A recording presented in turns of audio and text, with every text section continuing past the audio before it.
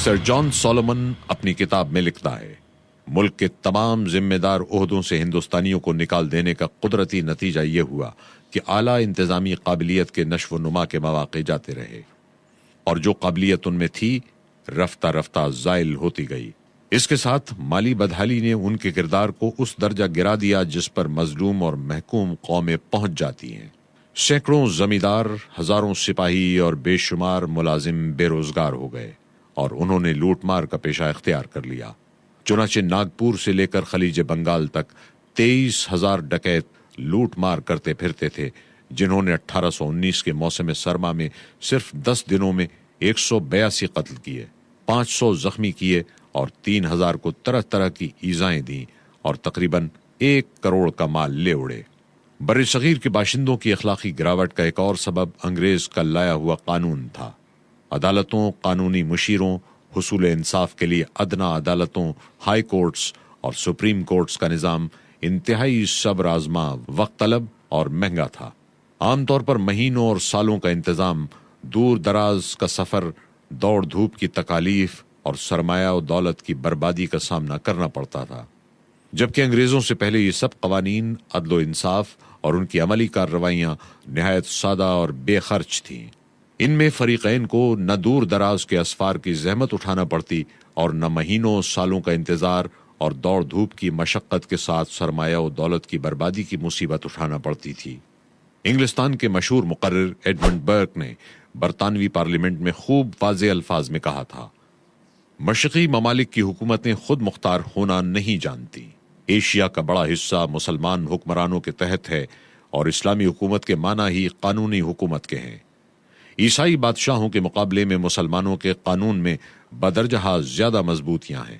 ان کا اپنے قانون کے بارے میں یہ عقیدہ ہے کہ اقتدار اعلیٰ صرف خدا کے پاس ہے، رعایا اور بادشاہ سب قانون کے پابند ہیں۔ اگر کوئی شخص قرآن کی ایک آیت بھی اس مضمون کی دکھا دے کہ اس کی روح سے کسی کو خود مختارانہ اختیارات حاصل ہیں، تو میں تسلیم کروں گا کہ میں نے قرآن کا اور ایشیا کے حالات کا بیکار مطالعہ کیا ہے۔ قرآن شریف کا ہر لفظ ظالموں کے خلاف گرج رہا ہے۔ اس قانون کی تشریح کرنے والا علماء یا قاضیوں کا طبقہ ہے جو اس کا محافظ قرار دیا گیا ہے۔ یہ طبقہ بادشاہ کی ناراضگی سے محفوظ ہے اور اسے بادشاہ بھی ہاتھ نہیں لگا سکتا۔ وہاں کی حکومت ایک حد تک جمہوری ہے۔ لارڈ میکالے لکھتا ہے، انگریزوں نے جو عدالتیں قائم کی اس کے ججوں میں سے ایک بھی ایسا نہ تھا جو ان کروڑوں انسانوں کے رسم و رواج سے واقفیت رکھتا ہو جن کے مقدر کے فیصلے اس کے ہاتھ میں تھے۔ مقدمات کی مثلیں اس رسم الخط میں لکھی جاتی جس سے مقامی باشندے سراسر ناآشنا تھے۔ فیصلے اس زبان میں لکھے جاتے جو ان کی سمجھ سے باہر تھی۔ عدالتوں کے گرد ہندوستانی آبادی کے بدترین لوگ جمع ہو گئے تھے جو چغل خور، جھوٹے گواہ، مقدمہ باز اور دغا باز تھے۔ انگریزی مشیران قانون جس صورت کے ساتھ پورے ملک میں پھیلے، اس صورت کے ساتھ تو حملہ آور بھی نہ پھیلے تھے۔ خلاصہ یہ کہ ان عدالتوں اور ان کے قوانین سے ہندوستانیوں کے اخلاق و اعمال پر نہایت ہی زہریلا اثر پڑا۔ ان کے اخلاق حد درجہ گرتے چلے گئے اور ہر طرف بد اخلاقیوں اور بد اعمالیوں کا دور دورہ ہو گیا۔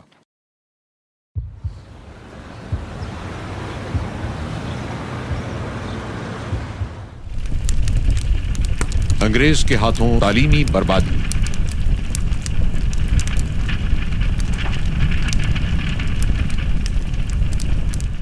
انگریزوں کو یہ خطرہ لاحق ہوا کہ تعلیم یافتہ لوگوں کی کثرت رہی تو ہم حکومت نہ کر سکیں گے۔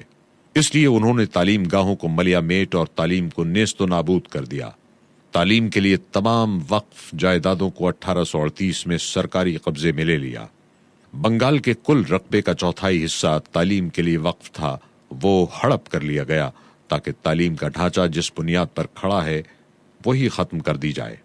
تھوڑے ہی عرصے میں جب تعلیم گاہیں ختم ہو گئیں اور نئے تعلیمی ادارے نہ قائم ہو سکے اور پرانے تعلیم یافتہ لوگ آہستہ آہستہ وفات پا گئے تو چاروں طرف ہندوستان میں جہالت کا دور دورہ ہو گیا۔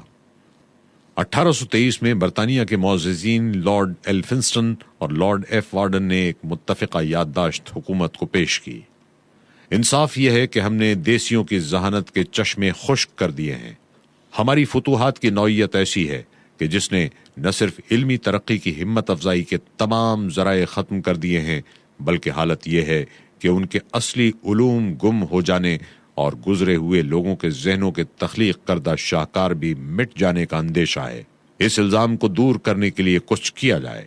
انگریز کی ہمیشہ سے پالیسی رہی کہ بر صغیر کے باشندوں کی ذہانت بالکل برباد کر دی جائے، ان میں علمی بیداری پیدا نہ ہونے دی جائے، ان کے ہر قسم کے کمالات فنا کر دیے جائیں اور ان کو غلامی کی بدترین خدمت گزاریوں اور کاشتکاریوں وغیرہ میں مبتلا رکھا جائے تاکہ انگریز کی برتری قائم رہے اور وہ اعلیٰ حاکم بنا رہے۔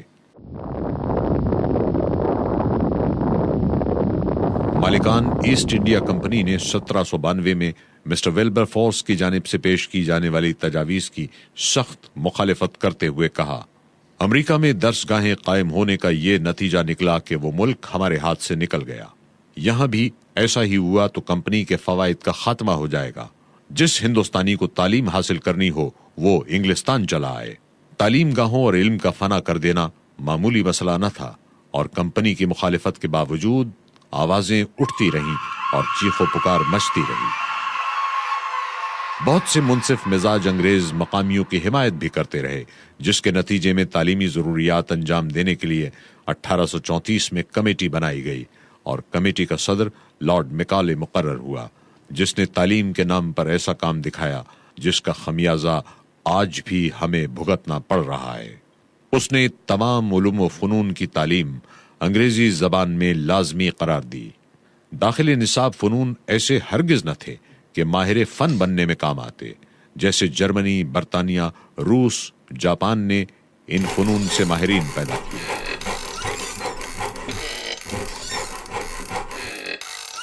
نصاب میں ایسی کتب شامل تھیں جو لا مذہب اور بے دین بنا سکیں۔ ان ممبران کمیٹی کا یہ تھا کہ انگریز حکام کو اپنے دفاتر کے لیے کلرک مل سکیں اور ترجمان مہیا ہو سکیں۔ کمیٹی کی ایک رپورٹ میں درج ہے، ہمیں ایسی جماعت بنانی چاہیے جو ترجمان بن سکے، جو خون اور رنگ کے اعتبار سے تو ہندوستانی ہو، مگر ذہن، سوچ، فکر اور رائے کے اعتبار سے انگریز ہو۔ اس تمام تعلیمی جد و جہد کے مظاہروں، کمیشنوں، کمیٹیوں اور اسکیموں کے اعلانات کے باوجود 35 برس بعد مردم شماری میں خواندہ لوگوں کا شمار صرف 3.2% تھا، اور یہ خواندگی اردو، انگریزی، فارسی وغیرہ کسی بھی زبان کی تھی۔ 1871 سے 1921 تک خواندہ لوگوں کا اوسط جو کچھ بڑھا وہ صرف 4% ہے۔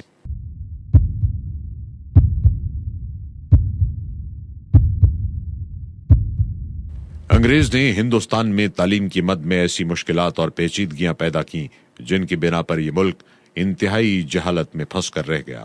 انگریز کی غرض صرف اس قدر تھی کہ برطانوی حکومت کی سطوت و جبروت قائم رہے اور رعایا کا ایک ایک فرد حکام کے چنگل میں پھنسا رہے، اور ایسا ہی ہوا۔